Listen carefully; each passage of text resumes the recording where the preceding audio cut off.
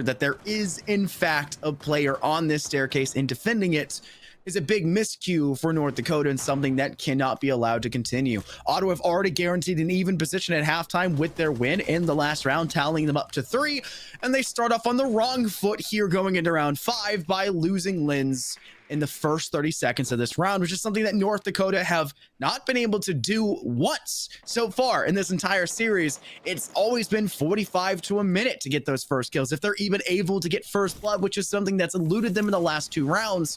They've struggled to put Ottawa on the back burner and make them question how to play with limited players when it's been mostly them, like you said, trying to work a 5-man strat with only 3 players to do so. Which is so funny because I always I was at least in the pre-show complimenting North Dakota on how fast they work typically in their takes, right? They're typically a fast team. A lot of the rounds end a minute and a half, maybe 2 minutes left even. But here, they've just been getting stumped by Ottawa. They have no idea how to stop them, no idea the solution to getting into the site. And although they're able to get that main wall open, if Toga is able to find the nitro cell here potentially on the Capital Sloth, that could yet again stump this take that Ottawa attempt. Minute and a half left on the clock, so plenty of time for both teams to make their move. The issue is you've got Star Moon here posted up in the red hallway wall, ready to deny if those smokes come out. Toga, though, has been downed, and Renegade has vaulted their way into the bomb site.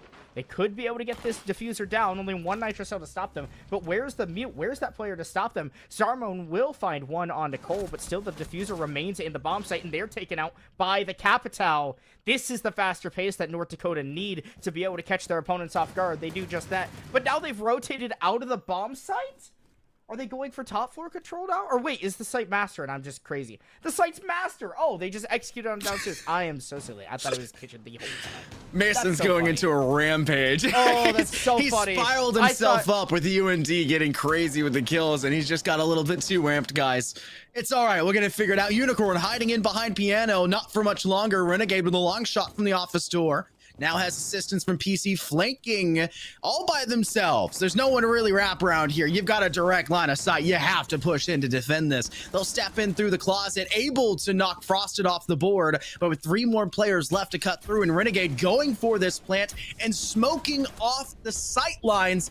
It's just an impossible task in front of you, and the perfect prone angle being held by Brick, who has struggled to find any success in the last 2 rounds prior, knocks themselves back into the board and knocks UND Green up the board to get 1 round away at halftime against Ottawa, who very well could still tie this up in round 6.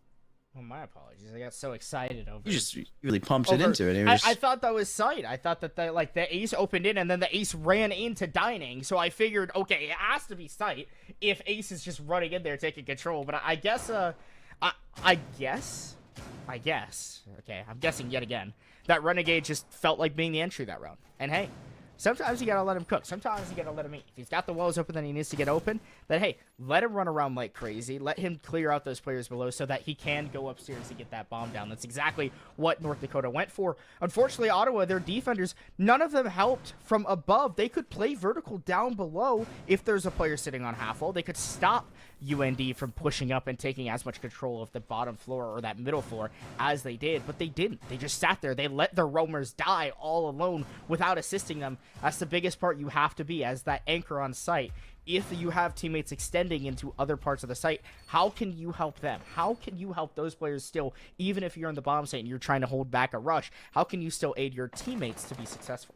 So many teams feel like on the defense, we can't take out the floorboards. That's the responsibility of the attacking team to handle that. We can't make things harder for ourselves. When you create these floorboard holes, like Toga is doing right here inside office near short wall, when you create these angles at which you can help your roaming game down below or even above in certain rounds, you know where they are from. When you're practicing this, when you're rehearsing with your team, you should be able to understand the weaknesses and the positives of every single thing that you put down, create, or utilize as a roster and as an individual as well. And it just feels like maybe Ottawa weren't really willing to go to that lengths in that last round, and maybe they'll start to realize that they have to go a little bit farther than the expectations may hold for them. As UND Green, no first bloods here in the first 60 seconds, but a ready strike from Renegade. A long long sightline all the way back towards Star Moon, lying back in Solarium as the office presence and the office pressure is starting to broil up as Toga is the only one in here and now completely blinded by a Candela. And are they tossing drones to clear out the Surya gate on Ivy Door? If you got a Monty, I guess it's all right, but UND Green want to go in fast, Mason. You don't need a drone if you've got the Monty. Pezzy will just barely escape their life, getting away into the closet. Toga left all hung out to dry by his teammates as Pezzy had fallen away, and Renegade cleans up a very free kill, doing so in swift work and finds a second one, mostly on the hard breach, and now gets sent over to the Buck. They get to be a little bit more aggressive, and they find 3 kills with the assist from Brick on the Monty. Very solid job overall. Ooh. Sloth finding one on a Lenzy. It might be just enough for a flawless round unless Unicorn can finally get themselves on the scoreboard. It won't happen though. Sloth ending off that flawless round into the buddies between Sloth and Renegade. Really, really incredible attacking round by North Dakota. It seems like they're back in stride. However, now they've got to go over to the defense. There's that Yang I mentioned earlier in the ban phase. Something that is very powerful on the map of Chalet, especially when you know, follow suit with a little bit more aggressive offset, which is the typical site you'd kind of expect most teams to defend on first. Bar games. Finally, we get to see it at least another time here. It was a rather rough attack last time around. Real rough. North Dakota when they won on us. So let's see if their understanding of a defense is a little bit better than their understanding of attack. And on the other end, we'll see if Ottawa will be able to keep up with their defensive effort last time around and now on the attacking side. Tachanka is the interesting pick for me, kind of a wild card here on Bar. I just don't know what the Shuminka launcher is really going to bring as a defensive utility to stop the execute. I feel like Smoke is just the better pick here, but hey, maybe the Tachanka is the play from North Dakota, and I just don't know it yet. Maybe they know something I don't. Maybe. Shuminka launcher. I mean, you have been out of collegiate for a while, and I mean, let's be honest. Even when you were in collegiate, were you really up to the loop with what was going on when you were in collegiate? Were you really in the thick of things while you were there? You're mostly just in the bench, anyways, Mason. Let's be honest here. A little bit. I'm salty now. I'm so sad. It's all right. I didn't have to call you out on there, but I was never benched. I was you just didn't play. I just didn't play. Yeah, I wasn't benched. I wasn't benched. I was a sub. It's different, okay? It's very different. I was never taken out of the starting lineup. I was never in it. I was never in it. Exactly. See? Oh, Adam Sandler moment. Anyways, first blood falls to you in green once again. Sloth taking down Star Moon, meaning the Ash, which is usually supposed to be up in the front, like we mentioned before earlier, that UND were kind of facing problems with Sloth, is up in the front for you, Ottawa, and now is down in the ground with 70 seconds still left on the board. It's very few deaths to work with, and so much more utility still on the board for UND Green. A Nitro Cell tossed out and at the ready here for Sloth. They will have the chance for it, and then as many Shuminka launches as you can ask for in the pockets of Renegade. They can't get out of office. They can't step into Ivy. It is a slaughterhouse for Ottawa, who are struggling to find a safe space to step inside. And how does Lenzy go for this attack? They just hop in? They're behind the defense? Do they know? Does the defense have any idea? Lenzy walks in. Toga gets one back. No way. Ottawa pull this round back. The issue is Toga's on such slim HP and only has one smoke grenade left. Cole and Frosted still full HP. Very capable of taking down their opponents in just a few shots. And the timer against them, so effectively that 6th man or 3rd man in this situation playing against their opponents. Lenzy just drops, they take the fight, no fear at all. And now Cole, last member alive, has the bullets, has the weaponry to take down both of his opponents, but does he have the information? He doesn't. Lenzy from the stock closet finds the kill onto Cole, and Ottawa win a 4-on-2 disadvantage. An absolutely insane recovery by Ottawa. Lenzy, typically you wait for a teammate to act on the information you find there with your drone to the player behind bar. No, take matters into your own hands. Take the drop of death and take them out instead. That puts UND Green, who despite having 2 rounds in a row at the end of that first half to tie things back up, getting answered with an even more effective recovery than they were able to perform in the first half back in their face. And they didn't like the ending result here, Mason. They want to go right back at it, and they're not changing up too much. Shamika launcher for Renegade was one of the biggest things in that round. They want to still utilize it, and they want to make sure that Sloth can sit at the top of that staircase for blue as uncontested for as long as possible. And the Maestro meatball cams may be the best way to do so, having that free information and even the removal of some utility if you get a little bit crazy with it and actually want to open it up. Definitely might be a little bit more effective, a little bit more useful for the side of North Dakota. The issue is Ottawa, if they bring the right operators, the right tools for the job, it's very easy they should to be counter. able to get rid of that shield top Especially blue where it is. rather easily. Because you only have ADS, now you don't have a Midas to burn through. In Ottawa, we're somewhat efficient on taking that top floor control, but still just slow enough to where it could be impactful against them. Brick also, instead of bringing the awdA, as many players do on the Maestro, has brought out the ACSG-12, something you don't often see, but is a fairly solid weapon considering you've got 30 bullets of just like constant slow rate fire. That hits pretty hard when it hits you. It was just an ACS-12. AC. Oh, maybe it's. I thought it was ACSG-12. I don't know. That G was ACS-12? just like Maybe- hit me like a maybe brick. it's I was like, ACS. what? I'm pretty sure it's G12. I could be wrong. I don't know. It doesn't matter. It's the ACS. That's what the observer is saying. wrong. Did the ACS-12 or is it the wrong. ACS now? What's it returning in? Somebody quickly hit up the R6 Wikipedia page. ACS-12. The observer has done it. It is the ACS-12. The G just hit me out of nowhere. It totally took me for shock. But it's not like it'll matter anyways. I haven't had the opportunity to use it yet. And the Shamika launcher that was really effective for really keeping everyone back at the top of Ivy and escaping out of Piano and Office is no longer here. I think Renegade kind of got snuffed out early. They knew where they were lying last round, so just head straight there this round and cut off the approach. And Ottawa do so very, very well as Brick is forced to fall back to where Renegade usually is to keep that ego window player in check. Yeah, it's an easy angle to take out rather quickly. The issue is, I don't think that North Dakota have the information that the Meister has retaken this spot that the Tachanka had previously lost. Cole will evacuate their spot. They're at the top of blue stairs, but you still have the Tachanka, or the Maestro rather, upstairs ready to lay fire. Starmoon taps away at the elbow of Sloth. It takes away quite a lot of HP, and now has crossed over. Brick upstairs, finally located, and the ACS is just too slow to get the kill down. Slothified one, but he's got to go huge. The Frostbat is big and takes down PC. Sloth, just stay alive. Get another kill if you can, and he does just that. We're on to a 2-on-2, but Ottawa are so good in these situations unless Cole is able to get and pull off this flank up the blue stairs, catch his opponents off guard. He takes down Toga, but does not have the wraps to find Unicorn, who, unfortunately, Scott, to this point, has not had quite a solid game. This would be a really big round to clutch up for their team. Take down Toga. 10 kills, 5 deaths has been an absolute force to be reckoned with. It's a huge part of that buddy ace previously we saw out of Ottawa. One of them was stolen right at the last second. I'll still count it a buddy ace nonetheless. They've been a huge force to be reckoned with.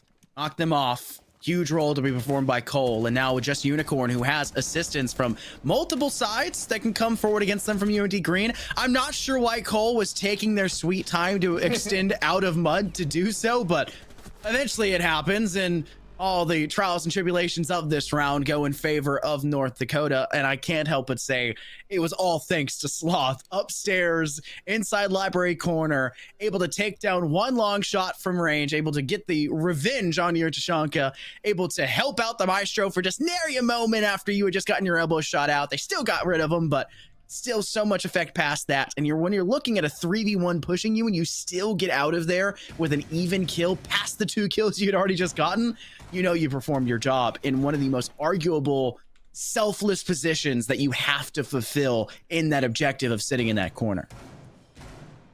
Yeah, it was a really, really round-saving play by the Warden. I wouldn't quite rely on it in the next time You can't, around you know. for games for North Dakota. They're gonna I feel chunk it's a 5 round nades they back should have there. Lost. It was just a round that Ottawa ended up kind of skating out of, and trolled themselves out of because of that warden that made the better play. Sometimes that's how it happens in Rainbow Six Siege. That's what makes it such a unique game. One player can make a unique play or just the better play, and it doesn't matter how many bodies you throw at them. You could take them all down with just a flurry of bullets and getting those headshots lined up, right? So that's the biggest thing is sometimes trades and refrags aren't good enough. Sometimes it's just being better than your opponents, and in that case, UND, Sloth was the better player in that instance and moment. Maybe this time around, Ottawa will be able to step themselves up. I'd really like to see PC, who's been on the Ash and that entry role quite a decent amount in this game, step up for their team, because 3-8 is not quite the scoreline you want to see for someone who's supposed to be on such an aggressive role. Yeah, sometimes you fulfill your job as the aggressor, just creating the space right off the rip, but you'd still want to feel like you can do more, and it doesn't help the mental, which is something that can carry on past a map 1 or even past a half for a lot of players when they struggle in a first half and can't make the recovery as well in a second. And that could be something we're seeing come out from Ottawa. I mean, a lot of their successes have really come off of star players like Lindsay and Toga and Star Moon have been very exceptionally well. Star Moon had a really good start on their first half on the defense, being able to take down 2 off towards trophy alone. We've kind of see that kind of sit still, kind of play really confidently. And of course, you can say a billion things about Toga up to this point. They just have been the cream of the crop. And Lindsay apparently didn't like I stopped talking about them despite mentioning their name. Knew exactly where Sloth was. And if there's one player you needed to knock off and humble just a little bit for North Dakota, it was going to be Sloth after that last round. It's perfect, too. They used the Lion Scan to isolate that player and stop him. Even if it was so quick that the Lion Scan hadn't actually fully procced and popped off, it didn't matter because Lindsay just had full information. They used the drone and immediately hopped off, took that entry kill for free. And that's one thing I've really admired about Ottawa and about Lindsay in that aggressive role on the buck is getting that control and getting that pressure. However, Brick and Cole both responding on their own up on the top floor. And I don't know why PC would be on the Ash down below when your team is going for that top floor execute. Why not put all of your eggs in one basket rather than too many eggs in too many different baskets? It's the exact problem that Ottawa fall under. And now all of a sudden they're in a 2-on-4. Both of their players split apart. And unfortunately, really not much control to be had. No top floor control. The mirrors haven't been opened inside a lobby yet, so Toga is going to have to rely on that singular shock drone to try to not only get rid of the Kaid Claw still on that main wall, but also the mirror window stopping them from the entry. Toga's just sitting outside. I think this may be just one of those scenarios where Ottawa can just treat this like a tactical timeout, talk things through. They definitely need that assistance. They're all going to step outside, take things slowly, have a quick chit chat.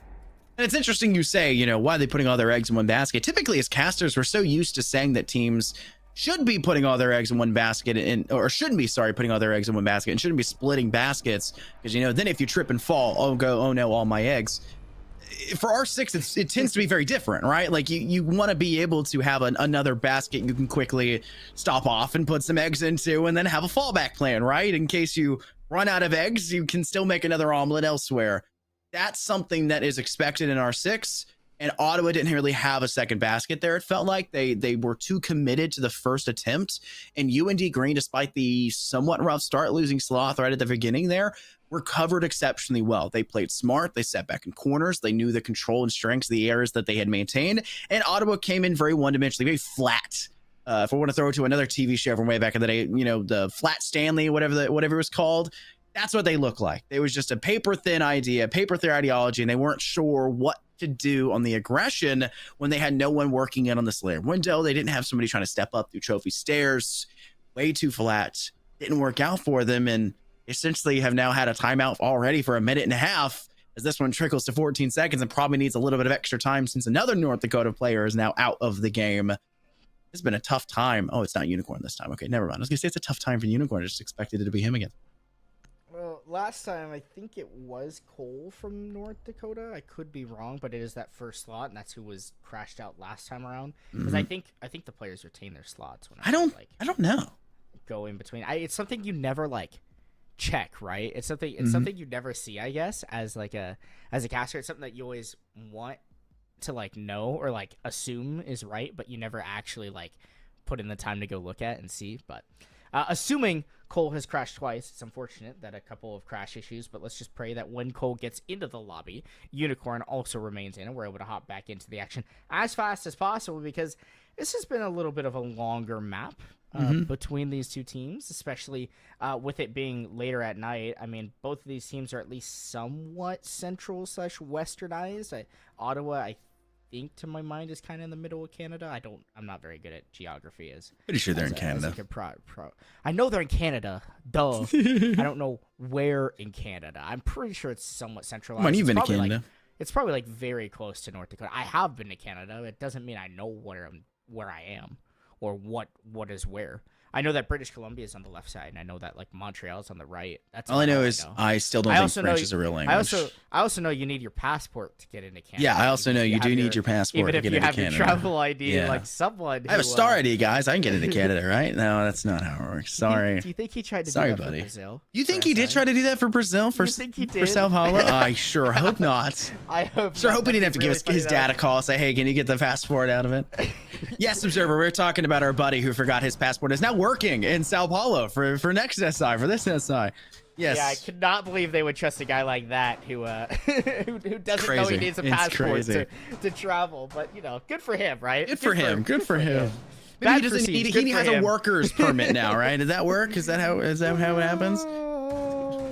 Whatever it is for it, I don't know. Who even knows? Regardless, okay, we're finally back. We don't need to worry about traveling anymore. We're traveling into the next round, and into round number 10 between these teams as we get very close. UND, one round away from securing match point or map point on their own map pick here of Chalet. That would be very solid to start off and then go into Skyscraper, where typically teams start off really hot on the defense and maybe be able to wrap up with a quick 2-0 after this long map number 1. That would be nice if you are a fan of North Dakota. But of course, Ottawa still will have an absolute chance to fight back, because we will be going into map number 2 should they lose this one of Chalet. At least it's their map pick, and maybe they've studied that one a little bit better than they have at Chalet. Interesting segue to get back into the game there, Mason. It's okay. You'll get the hang of it. I promise, bud. Oh, man.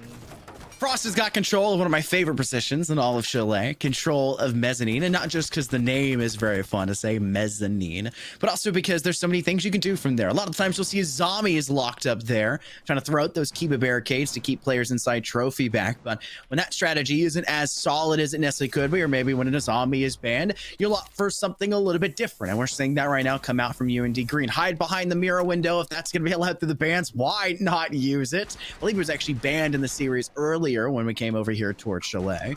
So use it, control that trophy side, or sorry, that library side, keep them at bay and try to find another way in if you're Ottawa, and they've done so well. Star Moon once again, first frag here for their side on attack, and it's Sloth again able to shut down, and UND Green on the back burners forced to retreat as fast as possible to their objective, and they still 90 seconds left they'll have to defend this site with. It's a big pick for Ottawa, but I would argue that Sloth has done some part in the good defense here from North Dakota, right? Wasting a good minute and a half or so on the side, and Ottawa still have to try to work up their way to this Ivy mirror and stop Cole, who is currently positioned on this spot by the main wall. Biggest thing, the biggest, I would say, key operator here to denying Cole would be Toga on the Twitch. We've not really seen a lot of effective use of the shock drones, so it's kind of shocking to see that. But if Lindsay's able to get in down below, then maybe they'll get it. But no, Lindsay's dusted by Star Moon, or not by Star Moon, rather, by the Nitro Cell from Renegade, who Star Moon is thankfully able to get the refrag of. Finally, this mirror will be popped from down below. It takes some time, though, and with only 30 seconds left on the clock, North Dakota are in very solid defensive positions to get a win here and put themselves onto series or match point for map 1. Oh, and the Nitro Cell, the DBNO, and Cole with the MP rips through the two players attempting to extend in towards Office and up through Ivy. What a great round for North Dakota, who, like I said, 90 seconds left where your whole team is forced off of their extensions. Seems like a whole lot of time left still on the board that Ottawa can have their way with. But if you still make it in an uncomfortable position to work with, despite the fact you're now in the uncomfortable spot of being pinched into your own objective, make what you can out of a bad situation. They do so perfectly, and you can't help but say that getting 2 effectively Nitro Cell kills in that round did a great job to save North Dakota from a very disastrous scenario and from being kept away from this now perfect match point they're asking for on their pick, might I add, before we head over to Skyscraper, which we don't even know if North Dakota actually know this map well. I believe they played it when they played against GC. Gotta be, right? I'm not fully trusting of my memory. It's as I get older, I mean, you thought you were the star of the team, and I mean, we all know that wasn't true. So thought anything of the sort. I knew it. Pretty sure. So I'm pretty sure I have like recordings of this somewhere. No. It's definitely not VODs and things like that out there No, somewhere in the I definitely didn't stream most of the games. There's definitely no records or any of that. No proof that you ever even attended GCU. Yeah, there's not even any proof. Yeah. Diploma? What's that? What's that? Definitely not on Wikipedia or anything either. No. That never happened. Speaking of never happening, so most of the time, an actual solid hold or a spawn peak never really tends to happen. Early again here. And Renegade's having a bit of a tough time.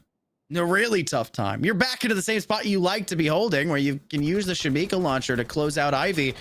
And you can't even do that now. They're just spraying and praying down the lane. They want to take control of Big Window to do so. And finally, Lindsay gets the cleanup crew kill. Renegade, man, that has got to be one of the worst asks against you now. 2 times of this objective in a row. And you've got to pray that Sloth can pull off a miracle like he did last time, because they're back in this corner and Ottawa know that he's here and they want to get rid of him. And here comes the fire to help do so. That's not quite how you're able to get the fire deep enough into the corner to burn Sloth out of this position. There it is. But now, finally, it gets just deep enough, and Toga will get the kill, taking him out and getting that elimination that they're looking for. Lenzy has been DBNO'd up there on the mezzanine window. Frosted trying to collect and confirm that kill, but Lenzy has picked himself back up as Starman tries to work their way in through the Ivy hallway and fight top blue. Full top floor control, it seems, has been established for Ottawa, but it'll still take some time to confirm and make sure that they've got all the control that they need. Brick could do some serious damage with those evil eye cameras if they're positioned in the right spot. The issue is he currently is not in a safe place to do so. And there's no nades. There's no way to clear out top of blue stairs if UND Green wanted to keep poking back up there every once in a while, just here and there. It was very thankful that with the 2 deaths of Renegade and Sloth, they didn't have anyone to really dominate those positions. They had to fluctuate their defense. Ottawa would have nothing left to burn. No utility there that could destroy or flush out those players. They had to go guns up. And thankfully, their first 2 engagements go their way. Despite the little bit of lack of success with the fire initially, the second bolt does what it's needed, spreads, and is able to secure the pick after the fact. Drop is available, though. With 40 seconds left, you're going to look for both hatches, and you're going to look to try to cut down the player of Cole, who just sneaks down PC. But Starmoon and Lindsay, they pick up the last 2 where necessary, and North Dakota will not send us out of Chalet just yet. They're going to head into a possible round that could determine whether or not OT comes forward or whether or not UND Green goes 1-0 heading into Skyscraper. Well, it's a rather solid attacking effort there from Ottawa, and a rather lacking defensive effort, I would say, from North Dakota, because you lose the Tachanka very early on, and you're just not in the positions that you need to be able to fight back.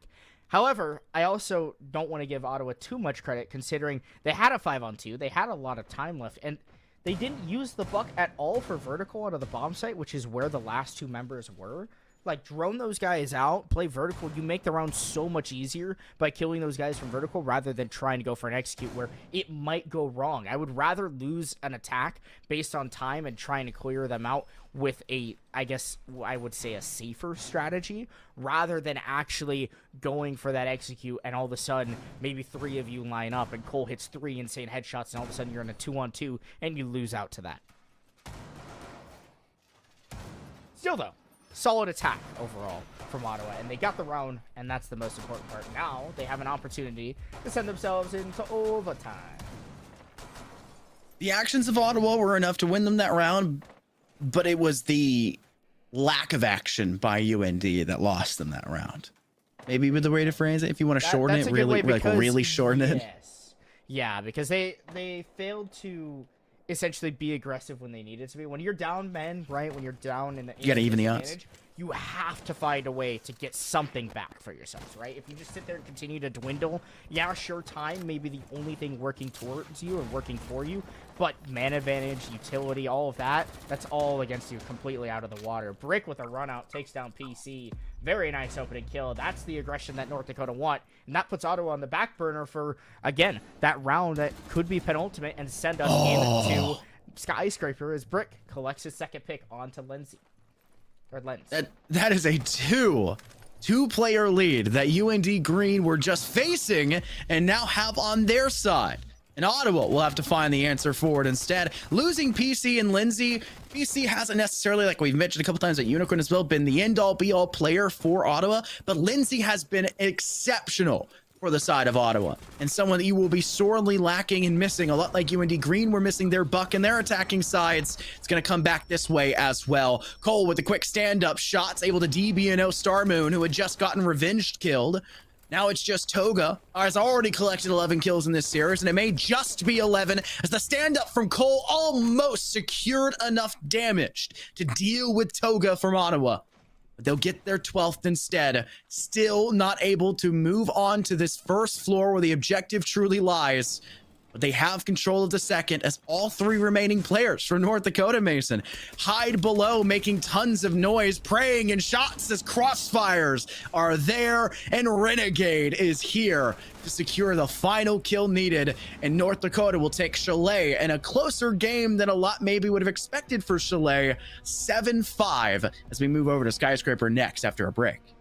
I mean, you've got time on the clock to go for or at least drone a little bit as the IQ. You had a full minute left on the board, right? Why not take that time? Why not go and at least maybe attempt to win that round a little bit closer? You still had a drone in pocket. You had a drone somewhere on the map. Take the time. Try to find a kill. Maybe you get a lucky floor bang or some sort of information aids you in getting a couple kills, or you displace the defenders enough to be able to isolate 1v1s and close out the map, or at least stop the map from getting closed out. It might get yourself into overtime. Regardless, case being, Toga had a very solid map, so I guess I can't harp on them too much. And North Dakota take map number 1. Their own map pick, of course, in a 7-5 fashion. They like playing their matches rather close, and you can already see it here being shown off on Chalet. I'm excited for what they do on Skyscraper, especially starting on the defense.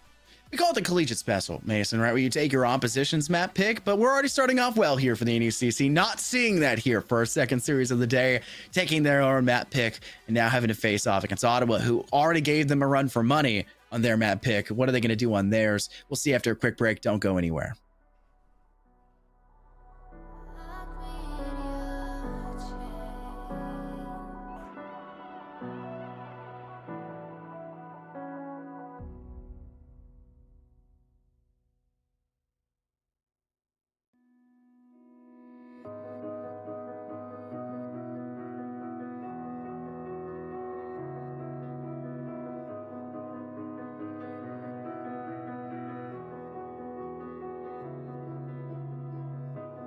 I'm here in the middle of nowhere. There is no there, it is cold there, but I am safe and I am warm. Although it's hard, I know I gotta keep up. No time to lay to drift away. I find my space, I spend my time down the rabbit hole again, and as I fall I can feel the pain. You can't tell me where to go, so I don't know, I just go with the flow. I go with the flow. I'm falling up, I'm falling down, from the sky and from the ground. Up above just like below, and I don't know where I should go. 'Cause I'm stuck in limbo.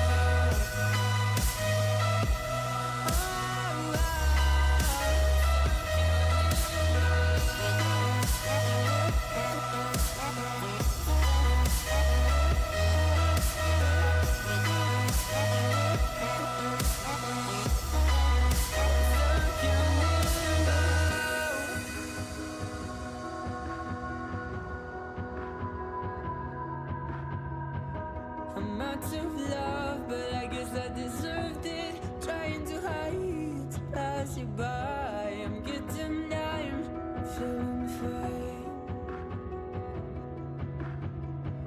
I'm light as air, no one can reach me.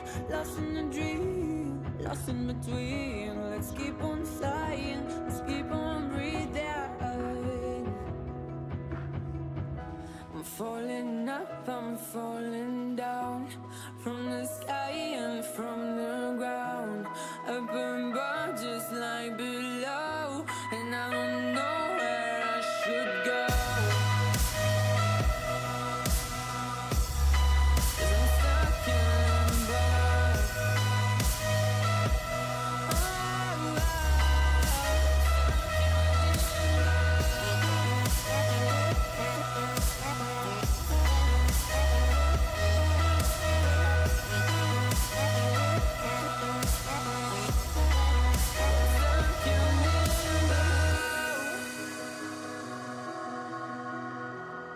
Cause I'm stuck in limbo. Cause I'm stuck in limbo.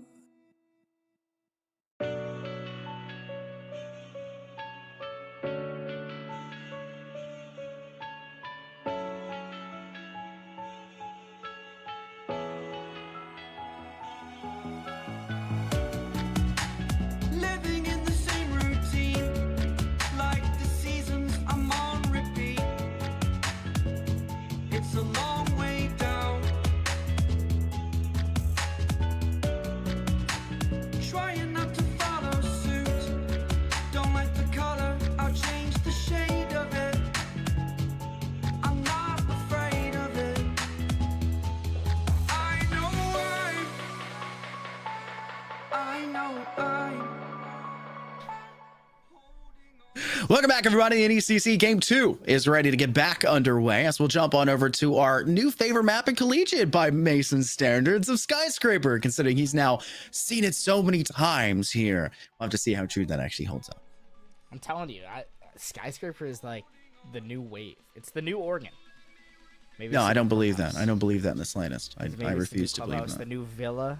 Oregon is I don't still know, Oregon. Teams seem to be very attracted to this map. It's very weird, and I don't know why that's the case, because it is so defender-sided. It feels like it's just impossible to attack on, but oh, what do I know, right? I'm an old man. I don't know anything anymore, apparently. No, I mean, I guess neither do I, right? I mean, who really knows what goes on? I wasn't even here last semester for the NECCR6, so Me neither. what do I know Glad to what be, goes I'm on glad to here? be back on a couple broadcasts. It's also nice they don't play anymore, that I can actually be on the broadcast, because that was obviously the biggest thing. Is I usually had games, so I wouldn't be able to cast anyway. So Excuses. What we're hearing, Mason. Excuses, You, right. I By the had way. games. We've been over this. You were on the bench, all right? Like Yeah, there was I no was- games. I had games to play. Yeah.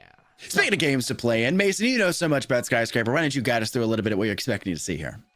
Defense winning championships, that whole 9 yards. I mean, truthfully, right? You're gonna see a lot of defensive wins. Karaoke T, very strong defensive site. Exhibition Office, same thing, very strongly defender sided because of all the long angles that you can hold on that site. Same with T Karaoke, you can just hold literally half of the map, and it just is so difficult as an attacker to push through and try to get through that middle section of the map. That drum and dragon section are where teams really struggle to grab that control. And if you're able to, as a defense, hold that well and make sure that you're able to take advantage and leverage the angles that can be held both from the office side of that,